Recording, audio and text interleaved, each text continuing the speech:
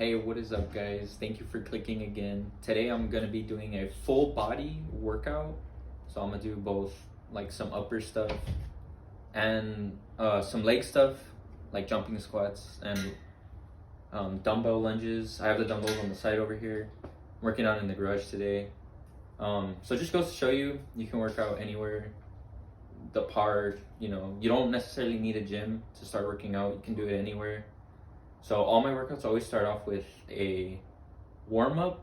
So I will do like 40 jumping jacks along with like 50 burpees. And that's the warm-up. I don't really believe in stretching before a workout. I prefer to do it after.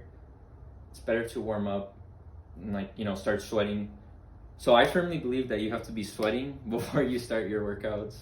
So I'm gonna do the burpees and the jumping jacks right now, and then once we do that, we'll start the workout.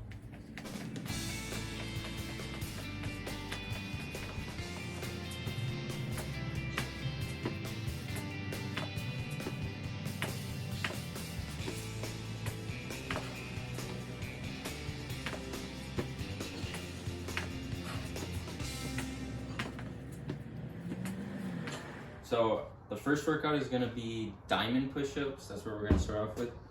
We're gonna be using this mat that I have here. I definitely recommend getting one of these for when you guys are gonna be working out at home and stuff. Pretty useful. All right, so we're gonna start.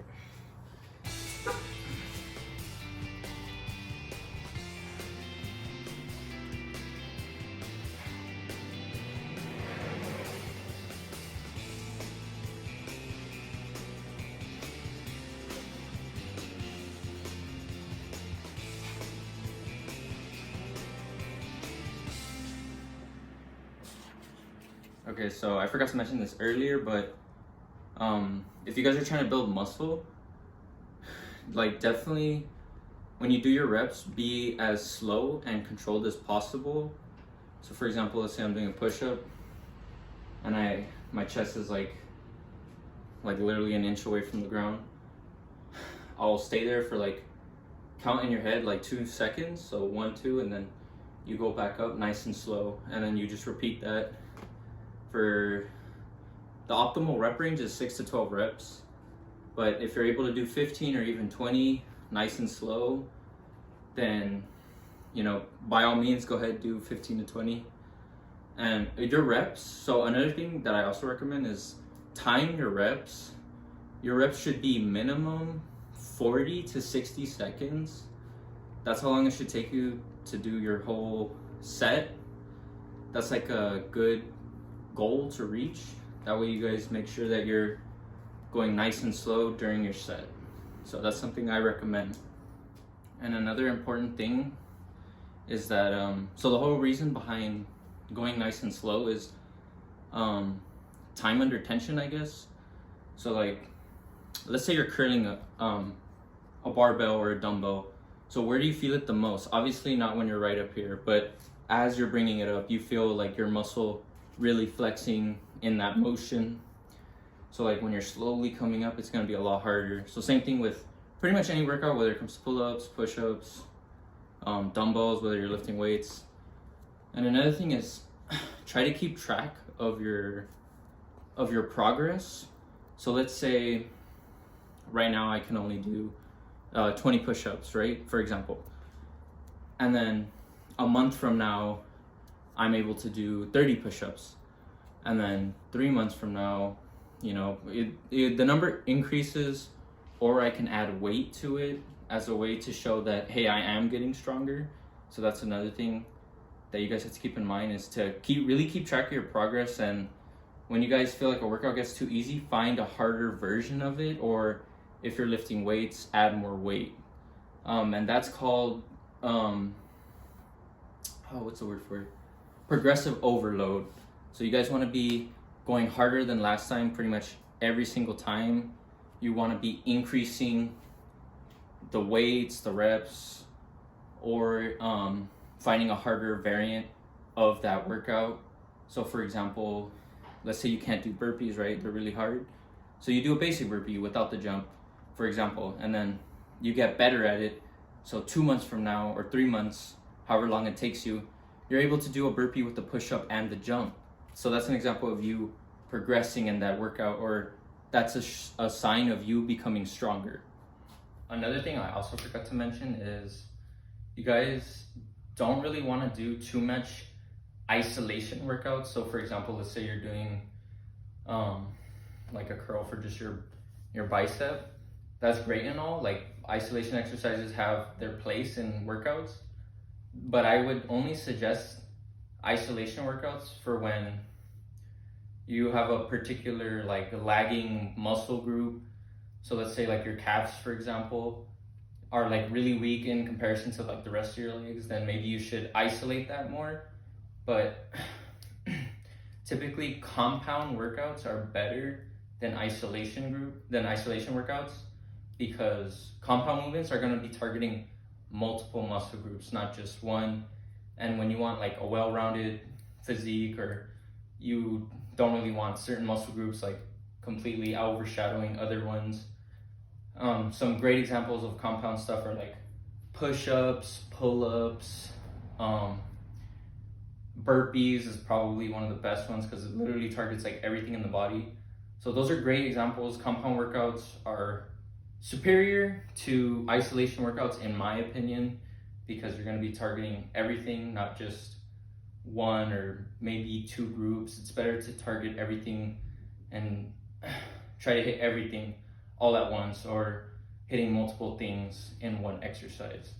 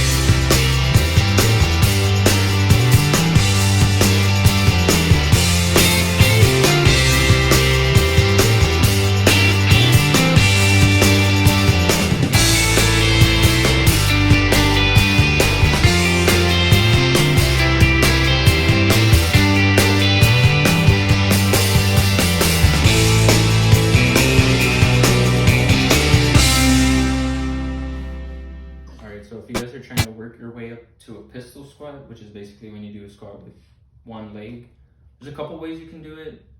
One of them is, I believe it's called a levitation squat. I got this from an Athlete Next video a while ago, but basically you're just doing a squat with like your knee like this basically. So it would look something like this. And then you pretty much just do that like 2 sets on each leg, and that's a great exercise in my opinion that helps you work your way up to a pistol squat. It's what I personally used to work up to a pistol squat. Another thing you could do is, like, let's say you have like a wall or something to hold on to, or maybe a pole or a bar you could hold on to while you do it. That's another great way to do it. Okay, so this is the final exercise. It is a Russian twist with weight. I have this little 10-pound weight, and I'm gonna try to keep my feet off the ground. It's kind of hard from this angle, but just imagine if my legs are lifted, which they are, and then with the weight. So.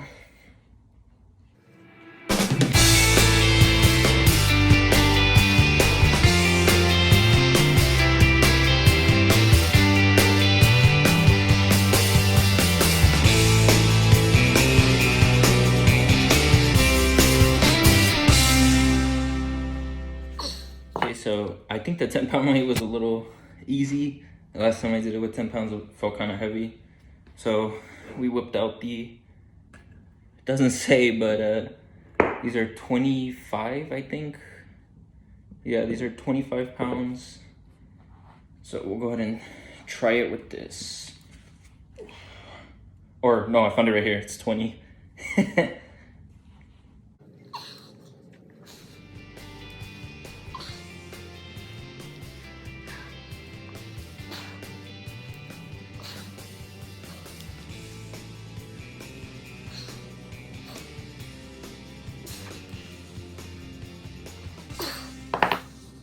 All right, so thank you so much for watching, guys. That pretty much concludes the workout. Guys, thank you so much for watching. That pretty much wraps up the video, and that concludes the workout. As you can see, it's not a lot of workouts. I usually keep it simple. I'll do the warm-up in addition to anywhere from 4 to 5 exercises. And if I feel like I didn't do enough, sometimes I'll do an extra one if I feel like it. But I keep it pretty simple. I don't like to spend, 2-3 hours working out. It's just, I personally don't think you have to work out that long. You only really need 45 minutes to an hour tops. And cardio is also very important. So try to incorporate cardio into your daily routine, Go on a walk for an hour a day, or try to make it, or if you have a dog, take your dog walking. Try to take him walking every day. And or running, or if you guys are into sports like basketball, of course, try to do that as much as possible, because cardio is very important. It's good for the heart. It's going to help you lose weight quicker than if you weren't doing cardio. And this whole workout, I'm going to leave a link to the entire workout in the description below. Or not a link, but I'll type out the whole workout. So in case you guys wanted to follow along or try the workout yourself, then I will leave it in the description below. And I will see you guys next time. Also, like and subscribe.